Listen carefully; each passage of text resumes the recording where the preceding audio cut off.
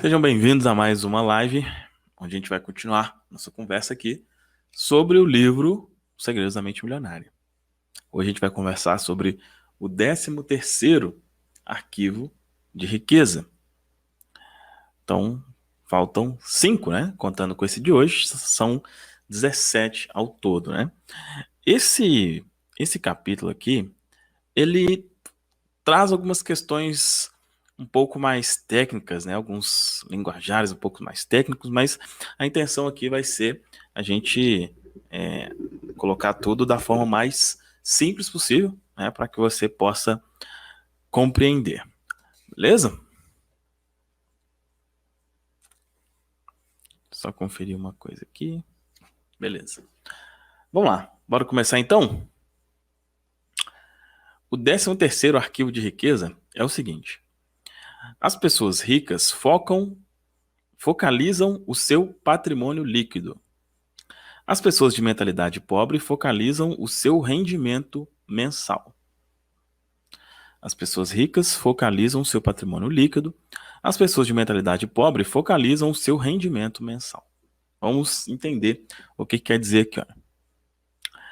Em geral, quando o assunto é dinheiro, as pessoas frequentemente perguntam: quanto você ganha? É raro ouvirmos: quanto vale o seu patrimônio? Pouca gente fala assim, a não ser nos ambientes de alta classe. Nesses lugares, as conversas sobre dinheiro costumam dizer respeito ao patrimônio. Aí dá alguns exemplos aqui, olha. O Pedro acabou de vender as ações. Ele tem agora um patrimônio de mais de 3 milhões de reais. A empresa de João abriu capital, ele agora possui 5 milhões de reais. A Maria vendeu a firma e agora tem 8 milhões.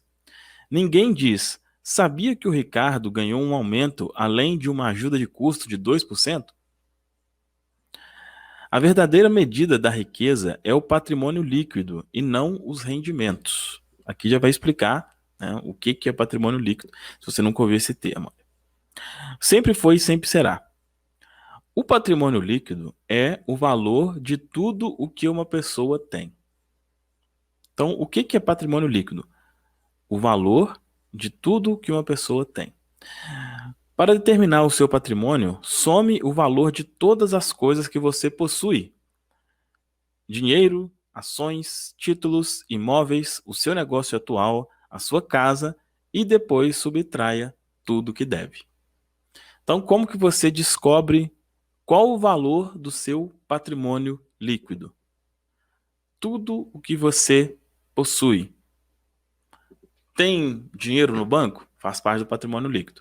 Tem um carro que é seu mesmo, né? Já é seu, já é quitado, tudo mais? Patrimônio líquido. Tem uma casa que é sua, já é quitada, alguma coisa assim, ou um apartamento, faz parte do patrimônio líquido. Então, tudo que é seu, e aí, obviamente, né, seu e talvez em conjunto com marido, esposa, alguma coisa assim, faz parte do seu patrimônio líquido, descontando o que você deve, né? Então, por isso que eu falei, por exemplo, se for um carro que esteja quitado, uma casa que esteja quitada, né? Então, basicamente é o seguinte, olha, se você pegar tudo que você tem e vender e juntar com o que você tem guardado, qual que é o seu patrimônio líquido, tá? Então, patrimônio líquido é isso, quando você faz essa junção. Dinheiro que possivelmente você tenha com o valor de tudo mais o que você tem. Quem é rico sabe que há uma imensa diferença entre rendimentos e patrimônio líquido. Os primeiros são importantes, mas constituem apenas um dos 4 fatores determinantes do patrimônio líquido, que são, aí isso aqui que a gente vai conversar de forma mais aprofundada hoje, olha. 4 fatores que determinam o seu patrimônio líquido. Número 1, rendimentos, a gente vai conversar sobre cada um deles. Número 2, poupança. Número 3, investimentos. E número 4, simplificação. Então a gente vai conversar nesse capítulo sobre essas 4 coisas, tá? Toda pessoa rica compreende que a construção de um patrimônio líquido substancial resulta de uma equação que contém esses 4 elementos. Como todos eles são essenciais, examinarei um a um. Então, com relação primeiro aos rendimentos. O que é o rendimento? É você ganhar. Como você ganha dinheiro. Beleza? Então, como você ganha? Existem dois tipos de rendimentos, os ativos e os passivos. Rendimento ativo é o dinheiro que você ganha por seu trabalho. O seu salário, ou caso seja um empresário, a renda ou os lucros que obtém com o seu próprio negócio.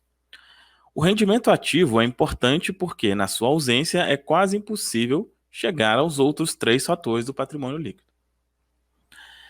E com rendimentos ativos, é com os rendimentos ativos que enchemos o nosso funil financeiro, por assim dizer. Em condições normais, quanto maior o rendimento ativo, mais podemos poupar e investir. Embora esse tipo de rendimento seja fundamental, eu repito, o valor depende da parte que ele ocupa no conjunto do patrimônio líquido. Então, falando especificamente agora sobre rendimentos, forma que são desses 4 elementos aqui. Rendimento ativo é o que você faz para ganhar dinheiro. Isso é um rendimento ativo. É o seu trabalho, se você tem um negócio, é o que vem de lucro ali do seu negócio, isso é um rendimento ativo. Rendimento passivo. Rendimento passivo é o dinheiro que você recebe sem trabalhar ativamente. Depois abordarei o rendimento passivo com mais detalhes. Por hora, considere-o como uma das fontes de abastecimento do seu funil financeiro, que pode ser usada para gastos, poupança e investimento. Então, quando ele fala de funil financeiro, pensa em um funil, né? Normalmente o funil é isso aqui ao contrário, né? É isso aqui ao contrário. Então, tem lá a boca do funil. Esse funil precisa ser alimentado, né? Ele fala aqui de vários elementos, mas para você conseguir todos os outros elementos, investir, poupar, precisa ter a entrada, né? Então, isso é meio óbvio, né? Se eu quero enriquecer, eu preciso abastecer essa boca desse funil. E quanto mais dinheiro eu colocar aqui, melhor. Ótimo. Mas não é só isso, né? E aqui falou, existem duas formas de colocar dinheiro nesse funil. Uma é a forma ativa, ou seja, através aqui do trabalho e tudo mais.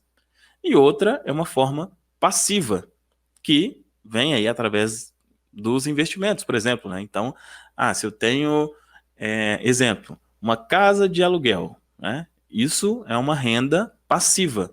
Ela está lá, eu não estou trabalhando ali em cima daquilo e, né, aquilo me rende um valor todo mês. Então, é um exemplo de rendimento passivo. Então, beleza. O primeiro dos 4 elementos, que é o como você ganha dinheiro. Segunda coisa, segundo passo aqui desses elementos, poupança, né? Poupar também é indispensável. Se você ganha rios de dinheiro e não conservar nenhum, não fará fortuna. Muita gente tem um modelo de dinheiro programado para gastar.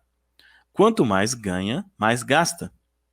São indivíduos que optam pela gratificação imediata em detrimento do equilíbrio a longo prazo. Os gastadores têm 3 lemas. O primeiro é é só dinheiro. Consequentemente, dinheiro é algo que eles não possuem em grande quantidade. O segundo é tudo que vai, vem. Pelo menos é do que gostariam, porque o seu terceiro lema é sinto muito, agora não dá, estou quebrado. Sem rendimentos para encher o seu funil financeiro e sem poupança para conservá-lo, é impossível passar no próximo fator de patrimônio líquido, né? Parte da poupança, né? E quando fala em poupança, em poupar, eu prefiro usar o termo administrar, tá? Porque não necessariamente é você economizar, não necessariamente, mas sim você saber administrar. De nada adianta você ganhar rios de dinheiro, ou seja, você encher a boca desse funil de dinheiro, se é um funil que, vamos dizer assim, não é um funil, é como se fosse um cano, vamos falar assim, né? Você coloca ele, vrup, colocou aqui, vrup. Muita gente é assim. Ganhou, gasta tudo. E às vezes até gasta além do que está recebendo aqui em cima, né? Então, esse é um fator de extrema importância. Se você não sabe administrar, não consegue administrar o que você ganha, não adianta. E isso, por mais incrível que pareça, não importa o quanto você ganha. Se você não consegue poupar hoje, não consegue administrar, né? Poupar não é um termo que eu particularmente gosto. Se você não consegue administrar hoje, se você ganhar 10 vezes mais do que você ganha hoje, é possível que você também não consiga administrar. Não é diretamente relacionado ao quanto você ganha. Não é. Isso é um paradigma, né? Uma coisa que pode não fazer sentido para muitos, mas vai por mim. É assim, tá? Não adianta você. Pô, o que a gente já vê de casos aí, por exemplo, jogadores de futebol. O cara ganhou mais de 100 mil reais, às vezes, por mês durante 20 anos. Passou 5 anos depois que ele parou de jogar, tá quebrado. Por quê? Não soube administrar. Então, é importante você saber ganhar e quanto mais ganhar, melhor, mas é importante saber administrar também. Terceiro fator, investimento. Depois que tiver começado a poupar uma parte apropriada dos seus rendimentos, você pode chegar à etapa seguinte: fazer o seu montante de dinheiro aumentar por meio de investimentos. Em geral, quanto melhores os investimentos, mais rápido o dinheiro cresce e mais patrimônio líquido ele proporciona. As pessoas ricas despendem tempo e energia aprendendo a investir e têm orgulho de ser excelentes investidores, ou pelo menos de contratar ótimos profissionais para executar essa tarefa para elas. Quem tem a mentalidade pobre pensa que investimento é coisa de rico. E como nunca aprende a fazer isso, continua na pior. Volto a dizer, todas as partes da equação são importantes. Então, aonde entra aí o investimento, né? Quando eu falo, por que eu falo primeiro, relacionado ao passo 2, por que eu não gosto muito do poupar? Porque poupar muitas vezes significa você restringir ao máximo. Como que eu posso restringir ao máximo aqui o gasto? E não é isso. É você saber separar o dinheiro. Tem um lema que é meio que óbvio, mas muita gente não consegue aplicar, que é o não gaste mais do que você ganha, né? Isso é óbvio, mas nem todo mundo consegue. E existe um que não é tão óbvio, que é não gaste tudo o que você ganha. Não gaste tudo o que você ganha. Então, se você ganha R$ 1.000, você não deve gastar os R$ 1.000. Se você ganha R$ 2.000, você não deve gastar os R$ 2.000. Uma parte desse dinheiro deve servir para investimento. Investimento. O que é? É o fazer o dinheiro trabalhar para você, né? E aí, obviamente, existem N formas de investimento, existem formas mais conservadoras, como colocar o dinheiro na poupança. Antigamente era considerado um investimento, hoje em dia não é tanto, porque não rende praticamente nada, né? O dinheiro, se você colocar o dinheiro na conta poupança do banco, não rende absolutamente nada hoje em dia. Acho que é 0,2% ao mês, dá menos que a inflação, né? Não é, a poupança hoje não dá para se considerar um investimento. Mas antigamente já foi, né? Já ouvi, né? Até pouco tempo atrás, a poupança acho que dava 0,5%. É um valor que pode ser considerado um investimento.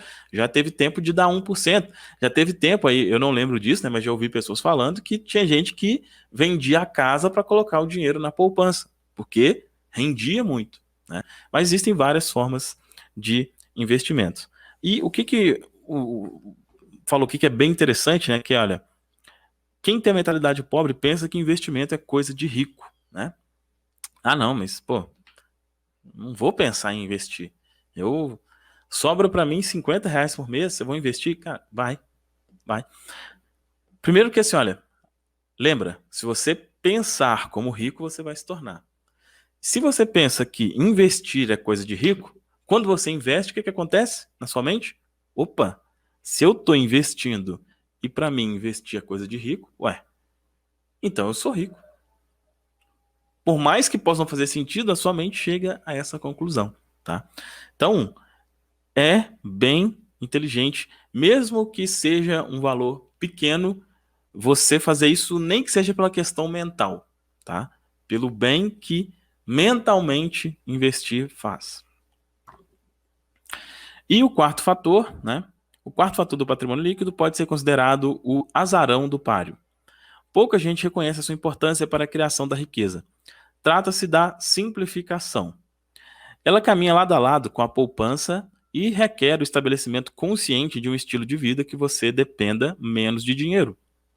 Com a redução de seu custo de vida, aumenta a poupança e também a quantidade de dinheiro disponível para investir. Esse ponto da simplificação é uma coisa que eu concordo em partes. Isso é uma coisa que, na minha visão, é necessário ter sabedoria para isso, tá? O que quer dizer simplificar? O que é a simplificação? Basicamente, a pessoa conseguir viver com uma quantidade pequena de dinheiro, né? Só que isso pode ser um pensamento de escassez também, tá? Então, como que eu particularmente aplico isso, né? Procurar ganhar o máximo de dinheiro possível, saber, e essa parte da simplificação entra para mim diretamente na questão do saber administrar. Se você souber administrar, você não necessariamente precisa simplificar. O que muitas vezes você vai precisar é ganhar mais, tá? Como que eu vejo, por exemplo, essa questão da simplificação? É para você não... Por exemplo, vamos supor que hoje você ganha R$2.000. E aí você começa depois a ganhar R$5.000. E depois você ganha R$10.000. E depois você ganha R$20.000. O que muitas pessoas fazem? Eu ganho 2, gasto 2. Ganho 5, gasto 5. Ganho 10, gasto 10. Ganho 20, gasto 20. Não é o ideal. Como que eu penso isso, tá? Por exemplo, ganho 2, gasto 1.500. Ganho 5, gasto 4. Ganho 10, gasto 7. Ganho 20, gasto 13. Entende? Então, aqui quando falo em simplificação, na minha, não é você viver com o mínimo de dinheiro possível, porque para mim, isso está associado à escassez. A minha forma de simplificação nesse sentido é, se você ganha 20 mil, não viva com os 20 mil. Se você ganha 100 mil, não viva com os 100 mil. Entende?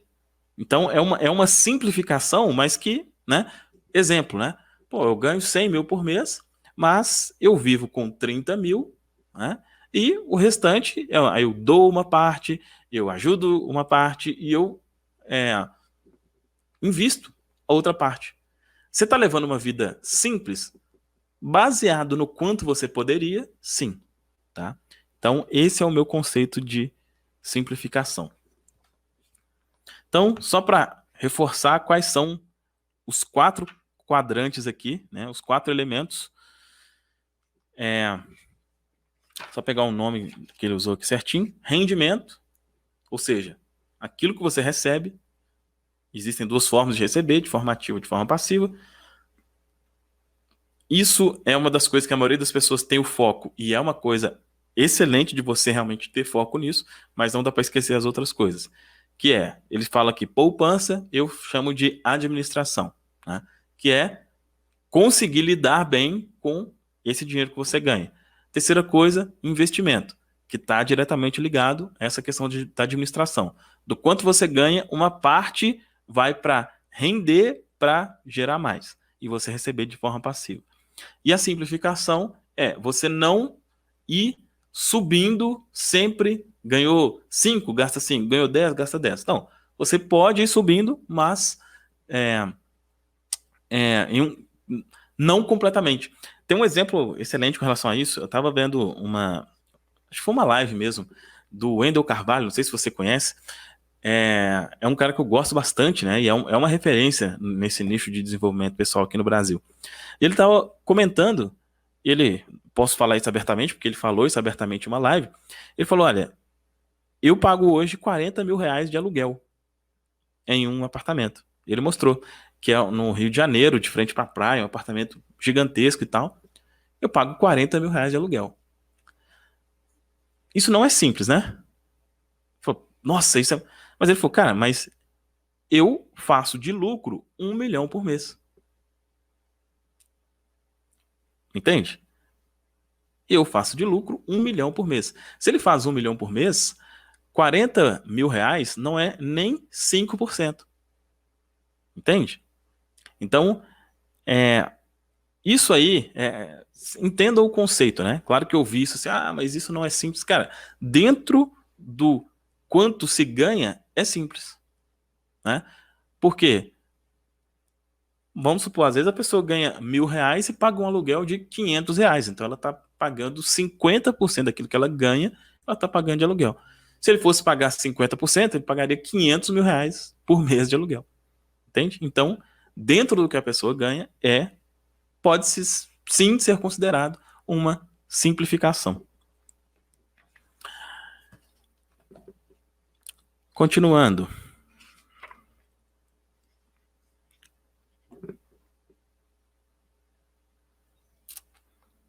Aí é só para reforçar um ponto que a gente já conversou aqui. Eu acho que isso que eu já falei aqui já deixa bem claro qual que é a ideia aqui desse capítulo, né? Aqueles que têm uma mentalidade pobre, uma visão de classe média, jogam o jogo do dinheiro com uma roda só, acreditam que o único jeito de enriquecer é ganhando rios de dinheiro. O que não é verdade, né? Quais são aqui? Qual que é a declaração, né? Que ele sugere, olha. Estou concentrado na construção do meu patrimônio líquido. Eu tenho a mente milionária. Lembrando, o que é patrimônio líquido? Tudo que você tem descontando o que você deve. Esse é o seu patrimônio líquido. Ações da mente milionária. Ação 1.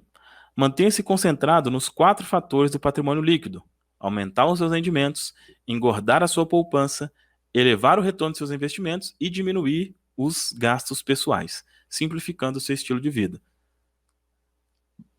Cuidado com isso de diminuir os gastos pessoais. Entenda, a forma que eu falei, para mim é o ideal, tá? Não é necessariamente você diminuir o que você. Não necessariamente.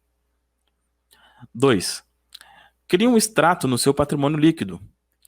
Atualize em reais tudo que você tem, os seus ativos, e subtrai o valor de tudo que você deve, o seu passivo. Comprometa-se a monitorar e revisar trimestralmente esse extrato. Repito, por força da lei do foco, tudo aquilo que você cuida cresce.